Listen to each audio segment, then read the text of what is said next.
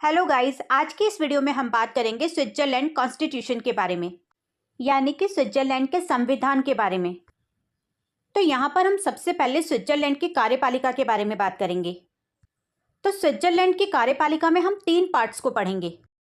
तो पहली है स्विस की संरचना, दूसरी है विशेषता और तीसरी है शक्तियाँ एवं कार्य। तो सबसे पहले तो हम यहाँ पर ये जानेंगे कि स्विस कार्यपालिका की संरचना कैसी होती है, और इसे समझने के लिए हमें इसके 4 पॉइंट्स को समझना होगा, जिनमें सबसे पहले आती है योग्यताएं, कार्यकाल, वेतन या भत्ता और अध्यक्ष और उपाध्यक्ष। तो अब एक एक करके इन पॉइंट्स को समझने की कोशिश करते हैं।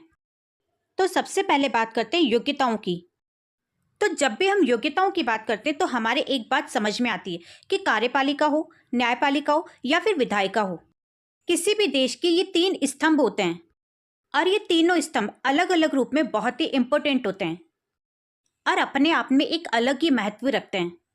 इसी तरह जब हम बात करेंगे स्विट्जरलैंड की कार्यपालिका की, तो इस कार्यपालिका के अंदर जो सदस्य होंगे, इन्हें कार्यपालिका के सदस्य बनने के लिए क्या क्या योग्यताएं चाहिए, उनके बारे में बात कर लेते हैं। तो स्विस का जो संविधान है, उसमें अनुच्छेद 95 के अनुसार स्विस राज्य मंडल की सर्वोच्च निदेशन व कार्यपालिका की शक्ति 7 सदस्यों की एक संघीय परिषद द्वारा प्रयोग की जाती है। मतलब ये कि कार्यपालिका की जो शक्तियां हैं, वो एक ग्रुप जिसमें 7 सदस्य होते हैं, उनके द्वारा प्रयोग में ली जाती है। तो अब इससे हमें ये पता चलता है कि स्विस कार्यपालिका की जो शक्ति है, वो एक व्यक्ति में निहित ना होकर एक परिषद, एक ग्रुप के जरिए प्रयोग की जाती है, जिसमें सभी 7 सदस्यों की जो शक्तियां हैं वो समान है। और इसीलिए स्विट्जरलैंड की कार्यपालिका को एक बहुल कार्यपालिका कहा जाता है। संघीय परिषद में 7 सदस्य होते हैं, जिनका निर्वाचन स्विट्जरलैंड की व्यवस्थापिका मतलब संघीय सभा के दोनों सदनों की संयुक्त बैठक द्वारा किया जाता है। मतलब ये कि स्विट्जरलैंड की जो कार्यपालिका है ना, वो एक बहुल कार्यपालिका है, और इसके कंपेयर में ब्रिटेन, अमेरिका देशों की जो कार्यपालिका है, वो एकल कार्यपालिका है। स्विस में कार्यपालिका संबंधी जितनी भी रेस्पॉन्सिबिलिटीज होती है, वो एक ही व्यक्ति पर होती है, और वो है राष्ट्रपति। यानी राष्ट्रपति पर ही स्टार्टिंग टू एंड सारी रिस्पॉन्सिबिलिटीज होती है। इसके अलावा जो एकल कार्यपालिका वाले देश होते हैं, उनमें जो मंत्रिमंडल के सदस्य होते हैं, उनमें से किसी एक की स्थिति दूसरे के कंपेयर में ज़्यादा इंपॉर्टेंट होती है, जैसे ब्रिटेन में। लेकिन स्विस संघीय सरकार इन सब में सबसे अनूठी है, सबसे अलग है, क्योंकि यहाँ जो कार्यपालिका की शक्ति होती है, वो किसी एक व्यक्ति के पास न होकर 7 व्यक्तियों के ग्रुप में होती है, जो समान पदी होते हैं। यहाँ तक कि जो संघीय सरकार का अध्यक्ष होता है, वो भी कोई खास विशेष अधिकार नहीं रखता। तो दोस्तों, स्विस की जो कार्यपालिका है, वो न तो संस्थात्मक है और न ही अध्यक्षात्मक है, बल्कि इन दोनों पद्धतियों का सम्मिश्रण है। तो इसमें क्या किया गया है कि इन दोनों पद्धतियों के जो गुण हैं, उनको तो अपनाने की और अवगुणों से बचने की कोशिश की गई है। इसलिए गार्डनर ने कहा है कि स्विस शासन व्यवस्था अपने आप में एक वर्ग है। ये संसदीय व अध्यक्षात्मक दोनों प्रकार की शासन व्यवस्थाओं से मूलभूत रूप में भिन्न है, किंतु इसमें इन दोनों व्यवस्थाओं के लक्षणों का समन्वय है। स्विट्जरलैंड की संघीय सरकार में संघीय संसद में बहुमत प्राप्त राजनीतिक दल के सदस्य ही नहीं चुने जाते, बल्कि इसमें विभिन्न दलों का प्रतिनिधित्व होता है। क्योंकि होता क्या है कि चुनाव के बाद ये जो सदस्य हैं, वो दलीय रूप में काम नहीं करते, बल्कि उनका जो मकसद होता है वो राष्ट्रहित होता है। सदस्यों का जो चुनाव होता है वो उनकी योग्यताओं के आधार पर होता है।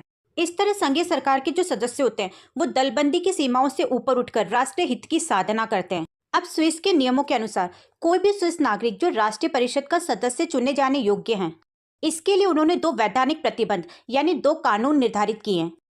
पहला, संविधान के अनुच्छेद 96 के अनुसार एक कैंटन में से एक ही व्यक्ति संघीय परिषद का सदस्य निर्वाचित किया जा सकता है। अब कैंटन का क्या मतलब होता है? तो कैंटन का मतलब होता है जिला या देश का एक हिस्सा। स्विट्जरलैंड में कुल मिलाकर 26 कैंटन्स हैं, और सभी कैंटन में एक ही भाषा नहीं बोली जाती। कुछ में जर्मन, कुछ में फ्रेंच और कुछ में इतावली भाषा बोली जाती है, जबकि ग्रुपडेन जैसे दूसरे कैंटन में जर्मन और रोमांशी भाषा बोली जाती है।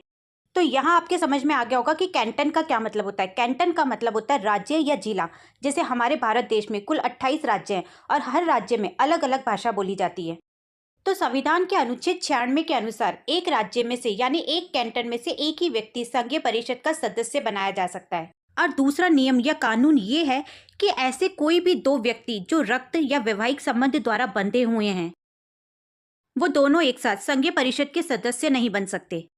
यानी इसका सीधा सीधा मतलब ये है कि एक परिवार में से एक ही व्यक्ति संघीय परिषद का सदस्य बन सकता है। इसके अलावा ऐसा नागरिक जो प्रतिनिधि सभा के सदस्य की योग्यता रखता हो। अब यहाँ पर आप ये पूछोगे कि प्रतिनिधि सभा क्या होती है। जैसे हमने ब्रिटेन के संविधान में दो सभाएं पढ़ी थी, एक निम्न सदन और एक उच्च सदन। निम्न सदन यानी प्रतिनिधि सभा को पढ़ा था हमने, और वहीं उच्च सदन यानी सीनेट को पढ़ा था हमने। तो अब यहाँ पर आपके समझ में आ गया होगा कि ऐसा व्यक्ति जो प्रतिनिधि सभा का सदस्य बनने लायक हो, वो कार्यपालिका का सदस्य बन सकता है। और ये बताया गया है संविधान के अनुच्छेद 175 में। इसी के अंदर एक और प्रावधान रखा गया है जो करीब करीब सभी संविधानों में हमें देखने को मिलता है कि जो भाषाई क्षेत्र होते हैं, असंख्यक क्षेत्र होते हैं, जो अनडेवलपमेंट क्षेत्र होते हैं, उनको खास तरह का प्रतिनिधित्व दिया जाता है संविधान में।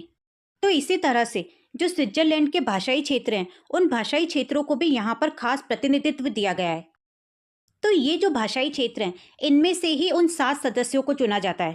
तो इन भाषाई क्षेत्रों में से जो 4 सदस्य होंगे वो तो होंगे जर्मन भाषा वाले, और 2 सदस्य होंगे फ्रेंच भाषा वाले, और 1 सदस्य होगा इटालियन भाषा वाला। तो इस तरह से कार्यपालिका के 7 सदस्य यानी 7 पदों को रिजर्व किया गया है। और इसके साथ साथ ये भी बताया गया कि यहाँ की जो सरकार है, इसमें सभी दलों को प्रतिनिधित्व दिया जाएगा, चाहे फिर वो क्षेत्रीय दल हो, राज्य स्तरीय दल हो या फिर राष्ट्रीय दल हो। सभी दलों को प्रतिनिधित्व दिया जाएगा, मतलब किसी भी दल का सदस्य क्यों ना हो, वो कार्यपालिका का सदस्य बन सकता है। लेकिन इसमें एक चीज और ऐड की गई है कि स्विट्जरलैंड के 2 बड़े और मेन कैंटन्स बर्न और च्यूरिच को संघीय परिषद में जरूर प्रतिनिधित्व दिया जाएगा। अब बात करते हैं कार्यकाल की। तो कार्यपालिका के सदस्यों का, या फिर यूं कहें कि कार्यपालिका का कार्यकाल 4 साल का होता है। और अगर परिषद यानी कार्यपालिका 4 साल के पहले किसी भी कारणवश भंग हो जाती है, तो संसद नई परिषद का चुनाव कर सकती है। लेकिन यहाँ पर ये याद रखिएगा कि अगर भंग होती है तो। लेकिन इसके साथ ही अब अगर परिषद के किसी भी अध्यक्ष की, किसी भी उपाध्यक्ष की, या फिर किसी इंपोर्टेंट सदस्य की मृत्यु हो जाती है, या फिर वो अपनी ही इच्छा से त्याग पत्र दे देते हैं, तो ऐसी सिचुएशन में जो टाइम बचा हुआ है, उस टाइम के लिए वो परिषद ही दूसरे व्यक्ति का चुनाव कर सकती है। और एक बात और कही गई है कि अनुभव या एक्सपीरियंस के लाभ के लिए, मतलब अगर कोई भी व्यक्ति परिषद में लंबे टाइम तक बना रहता है तो उसे एक्सपीरियंस ज़्यादा हो जाता है। और ये तो आपको भी पता है कि किसी भी देश के लिए या किसी भी चीज़ की डेवलपमेंट के लिए एक्सपीरियंस को बहुत ज़्यादा हेल्पफुल माना जाता है। इसीलिए परिषद में ये प्रावधान रखा गया है कि एक ही व्यक्ति को दोबारा भी चुना जा सकता है, यानी पुनर्निर्वाचन की व्यवस्था की गई है परिषद में। और यही वजह है कि स्विस संघीय परिषद में एक ही व्यक्ति लंबे समय तक बना रहता है, क्योंकि क्या है कि सदस्यों के पुनर्निर्वाचन पे कोई रोक तो है नहीं, इसलिए उन्हें लंबे टाइम तक राजनीतिक एक्सपीरियंस और प्रशासनिक योग्यता प्राप्त करने का मौका मिल जाता है। स्विट्जरलैंड में ऐसे कई उदाहरण हैं जो संघीय सरकार के सदस्य 25 से 30 वर्षों तक अपने पद पर रहे हैं। अब ऐसे में जो सदस्य लंबे टाइम तक अपने पद पर रहे हैं, वो अपने विभाग के एक्सपर्ट तो बनेंगे ही ना। इसीलिए प्रोफेसर लॉवेल ने कहा है कि स्विट्जरलैंड में संघीय सरकार के सदस्य अपने अपने विभागों के राजनीतिक अध्यक्ष और प्रमुख सचिव दोनों होते हैं। अब बात करते हैं वेतन भत्ता या विशेष अधिकार की। दोस्तों, कार्यपालिका के जो 7 सदस्य होते हैं जिनसे मिलकर ये परिषद बनती है, उन्हें वेतन यानी सैलरी कैसे मिलती है। तो परिषद में टोटल 7 सदस्य होते हैं, उनमें से एक अध्यक्ष और एक उपाध्यक्ष होता है। अब इनके अलावा जो 5 सदस्य होते हैं, तो उन 5 सदस्यों में से प्रत्येक सदस्य को 80,000 फ्रैंक वार्षिक वेतन मिलता है, और अध्यक्ष को दूसरे सदस्यों की तुलना में 10,000 फ्रैंक ज्यादा मिलेंगे। और अगर कोई व्यक्ति 55 साल से ज्यादा की एज का है और अगर उन्होंने 10 साल तक परिषद के सदस्य के रूप में काम किया है, तो उन्हें निवृत्ति के बाद यानी पद से फ्री होने के बाद भी वेतन के रूप में कुल वेतन का 40 से 60% दिया जाएगा। यानी कि अपने पद से रिटायर्ड होने के बाद भी 40 to 60% पेंशन मिलेगी। संघीय परिषद के सदस्यों को लगभग वही शक्तियां या अधिकार मिले हुए हैं जो संघीय सभा के सदस्यों को मिले हुए हैं। अब बात करते हैं अध्यक्ष और उपाध्यक्ष की। संघीय परिषद का एक अध्यक्ष और एक उपाध्यक्ष होता है, यानी मंत्रिमंडल में से कोई भी व्यक्ति अध्यक्ष पद के लिए चुनाव लड़ सकता है। अध्यक्ष ही स्विट्जरलैंड का राष्ट्रपति भी होता है। संघीय सभा के दोनों सदन अपनी एक संयुक्त बैठक में संघीय परिषद के सदस्यों में से एक अध्यक्ष और एक उपाध्यक्ष का चुनाव करते हैं 1 साल के लिए, और कोई भी व्यक्ति इस पद पर लगातार 2 बार नहीं चुना जा सकता। मतलब ये कि यहाँ हर साल राष्ट्रपति के चुनाव होते हैं। जी हाँ, स्विट्जरलैंड दुनिया का इकलौता ऐसा देश है जहाँ हर साल राष्ट्रपति बदले जाते हैं। यहाँ राष्ट्रपति का कार्यकाल 1 साल से ज़्यादा नहीं होता और ना ही उसे दोबारा चुनाव लड़ने की परमिशन होती है। अब हम बात करेंगे स्विट्जरलैंड के संविधान की विशेषताओं के बारे में। वैसे तो संविधान की बहुत सारी विशेषताएं हैं, लेकिन हम यहाँ पर जो संविधान की खास और कुछ इम्पोर्टेंट विशेषताएं हैं, उनके बारे में बात करेंगे।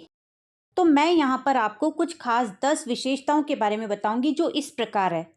निर्मित एवं लिखित संविधान, कठोर संविधान, गणतंत्रीय संविधान, प्रत्यक्ष प्रजातंत्र, बहुल कार्यपालिका, धर्मनिरपेक्ष राज्य, संघवाद या संघात्मक शासन व्यवस्था, संसद और अध्यक्ष प्रणाली का समन्वय, मौलिक अधिकार और फिर लास्ट में है अनूठी व्यवस्थापिका। तो चलिए इन सभी विशेषताओं को एक एक करके समझते हैं। तो सबसे पहले है निर्मित एवं लिखित संविधान। तो दोस्तों, जैसा कि आप सभी जानते हो कि सभी देशों में संविधान या तो लिखित होता है या फिर अलिखित। अलिखित जो हम ब्रिटेन के संविधान में पढ़ चुके हैं, और लिखित जैसा हम अमेरिका के संविधान में पढ़ चुके हैं। और जब हम भारत के संविधान की बात करते हैं तो भारत का संविधान लिखित और बहुत बड़ा संविधान है। ऐसे ही स्विस का संविधान भी लिखित है। तो दोस्तों, स्विस का जो संविधान है वो 1848 में लिखा गया था और इसे लिखने के लिए 14 सदस्यों का आयोग बनाया गया था। जैसे हमारे भारत का संविधान लिखने के लिए भी संविधान सभा का गठन किया गया था। इस संविधान में यानी स्विस के संविधान में 3 अध्याय और 123 धाराएं हैं। जैसे हमारे भारतीय संविधान में 22 अध्याय और 395 अनुच्छेद हैं। नेक्स्ट है कठोर संविधान। स्विस का संविधान कठोर है, तो ये बिल्कुल सही है कि स्विस का संविधान भारत की तरह दोनों गुणों यानी लचीला और कठोर रखने के बजाय ये संविधान कठोर संविधान है। लेकिन अगर हम बात करें ब्रिटेन की, तो ब्रिटेन का संविधान एकदम लचीला संविधान है और अमेरिका का संविधान सबसे ज़्यादा कठोर संविधान है। लेकिन जो स्विट्जरलैंड का संविधान है ये दोनों के बीच की व्यवस्था को रखता है। मतलब स्विस का जो संविधान है वो भारत से ज़्यादा और यूएसए से कम कठोर है। लेकिन कठोर तो है क्योंकि इसे भी आसानी से बदला नहीं जा सकता। नेक्स्ट है गणतंत्रीय संविधान। तो सबसे पहले तो ये समझते हैं कि गणतंत्र का मतलब क्या होता है। तो कोई भी देश गणतंत्र कब होगा, जब किसी देश की सरकार में जो नेता या सदस्य चुनकर आते हैं वो सदस्य अगर जनता के जरिए डायरेक्टली चुनकर आ रहे हैं और आकर शासन चलाते हैं तो वो देश गणतंत्रात्मक होगा। जैसे भारत में प्रधानमंत्री डायरेक्टली जनता के जरिए चुनकर आते हैं, मुख्यमंत्री जनता के जरिए आते हैं। तो कहने का मतलब ये है कि जहाँ प्रत्यक्ष चुनाव होते हैं, जहाँ पब्लिक वोट करके शासन या सत्ता को भेजती है, वही देश गणतंत्र देश कहलाता है। तो स्विट्जरलैंड एक गणतंत्र शासन की स्थापना करता है। स्विट्जरलैंड के गणतंत्र में भी एक निर्वाचित राष्ट्रपति की व्यवस्था की गई है। अब अगर हम आधुनिक यूरोप की बात करें तो पूरे यूरोप में सबसे पुराना गणतंत्र देश अगर कोई है तो वो है स्विट्जरलैंड। दोस्तों, क्या आपको पता है कि 1870 तक यूरोप का सिर्फ एक ही ऐसा देश था जो गणतंत्रात्मक विशेषता को रखता था। इसने शुरू से ही गणतंत्र प्रणाली को अपनाया था। नेक्स्ट है प्रत्यक्ष प्रजातंत्र। स्विट्जरलैंड प्रत्यक्ष प्रजातंत्र का प्रभावशाली प्रतीक है जो समावेश, समानता और सहभागिता को प्रोत्साहित करता है। सरकार में जो भी निर्णय या फैसले लिए जाते हैं उनमें जनता की सहभागिता की गणना की जाती है, क्योंकि यहाँ किसी भी प्रकार का निर्णय लेने से पहले जनमत यानी जनता के मतों को महत्व दिया जाता है। स्विट्जरलैंड के प्रत्यक्ष प्रजातंत्र में न्यायपालिका एक इम्पोर्टेंट रोल प्ले करती है, क्योंकि क्या है ना कि स्विट्जरलैंड में जो न्यायपालिका होती है ना वो निष्पक्ष होती है और जितनी भी प्रकार की न्यायिक प्रक्रिया होती है उन्हें बहुत ही सोच समझकर, विश्वास और संवेदन के साथ चलाती है। और इस प्रणाली को सफल बनाने के लिए कुछ खास व्यवस्था की गई है संविधान में। जैसे स्विस की जनता कानून बनाने में प्रत्यक्ष रूप से भाग लेगी और स्विस की जो जनता है वो अपने द्वारा निर्वाचित प्रतिनिधियों को वापस बुला सकती है। इसके अलावा स्विस की जनता व्यवस्थापिका द्वारा बनाए गए किसी भी कानून को रद्द करने की शक्ति भी रखती है। और इसके साथ साथ ही संविधान में संशोधन करने के कार्य में भी जनता प्रत्यक्ष रूप से मत देने की अधिकारी है। नेक्स्ट है बहुल कार्यपालिका, जो मैं आपको वीडियो की स्टार्टिंग में ही समझा चुकी हूँ कि स्विट्जरलैंड की जो कार्यपालिका है वो पर्टिकुलर किसी एक व्यक्ति से नहीं बल्कि 7 सदस्यों से मिलकर बनी है। कार्यपालिका की जो शक्ति होती है वो 7 सदस्यों के संघीय परिषद में निहित होती है और यही सदस्य एक एक करके यानी बारी बारी से अध्यक्ष बनते हैं 1 साल के लिए। ये जो प्रधान या अध्यक्ष होते हैं यही स्विट्जरलैंड के राष्ट्रपति कहलाते हैं। इन सातों सदस्यों के पास जो शक्तियां होती है वो समान होती है और अगर किसी भी तरह का कोई विवाद होता है तो ये लोग अपने बीच में ही बहुमत के जरिए उसे सॉल्व कर लेते हैं। इसीलिए इसे बहुल कार्यपालिका कहा जाता है। नेक्स्ट है धर्मनिरपेक्ष राज्य। दोस्तों, जैसे भारत एक धर्मनिरपेक्ष राज्य है उसी तरह से स्विट्जरलैंड भी एक धर्मनिरपेक्ष राज्य है। तो धर्मनिरपेक्ष क्या होता है?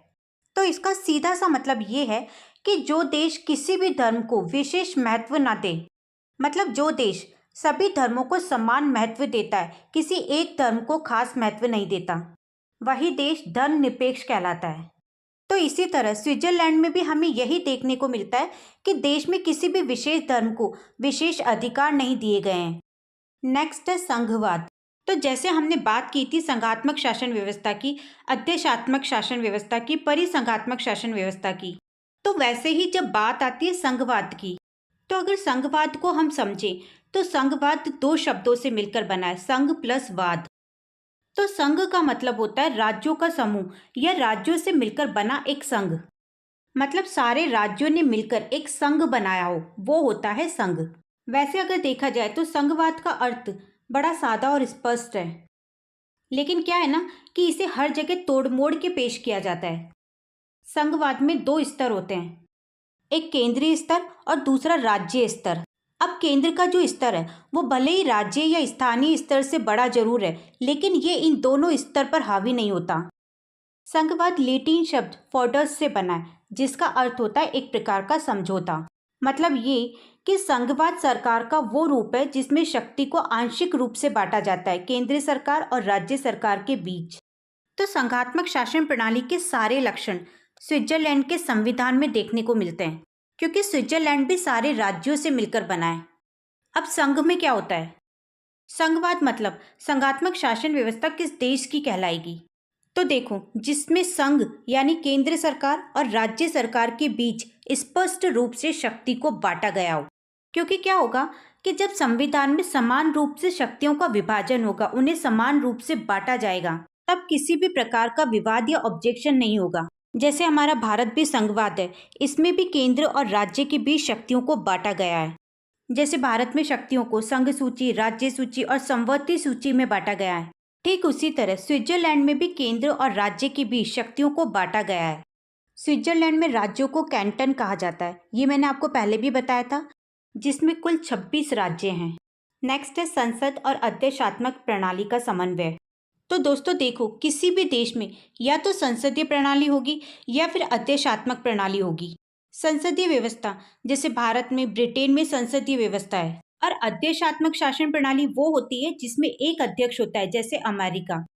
अब अगर बात करें भारत की, तो सबसे ज्यादा शक्तियां किसके पास होती है? प्रधानमंत्री के पास। और प्रधानमंत्री कौन होता है? संसद का प्रमुख होता है। वही अध्यक्षात्मक शासन व्यवस्था में प्रधानमंत्री नहीं बल्कि राष्ट्रपति प्रमुख होता है। तो जिस तरह भारत में संसदीय व्यवस्था है और अमेरिका में अध्यक्षात्मक व्यवस्था है, उसी तरह स्विट्जरलैंड के संविधान में दोनों का समन्वय है, यानी संसद और अध्यक्षात्मक शासन व्यवस्था दोनों है। तो जब भी हम किसी लोकतांत्रिक देश की बात करते हैं तो वहाँ या तो संसदीय व्यवस्था होती है या फिर अध्यक्षात्मक व्यवस्था होती है। लेकिन जब हम बात करते हैं स्विस की, तो वहाँ दोनों तरह की शासन व्यवस्था देखने को मिलती है, संसदीय और अध्यक्षात्मक।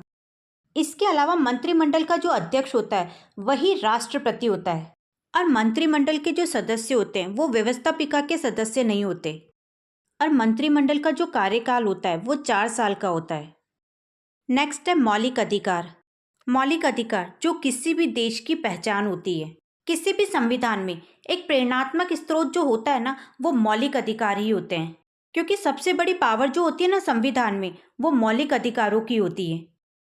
और किसी भी लोकतांत्रिक देश में मौलिक अधिकारों का होना बहुत ज़्यादा जरूरी है, क्योंकि मौलिक अधिकारों के बिना लोकतंत्र नग्न है।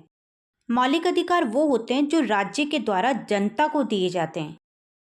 ये वो संवैधानिक अधिकार होते हैं जिनका उल्लंघन राज्य या जनता किसी भी परिस्थिति में नहीं कर सकती। लेकिन अगर देखा जाए तो स्विट्जरलैंड के संविधान में मौलिक अधिकारों की किसी भी जगह कोई भी व्याख्या नहीं की गई है। अधिकार संविधान में इधर उधर बिखरे पड़े हैं। संविधान की धारा 4, 27, 49 और 55 मौलिक अधिकारों की व्याख्या करती है।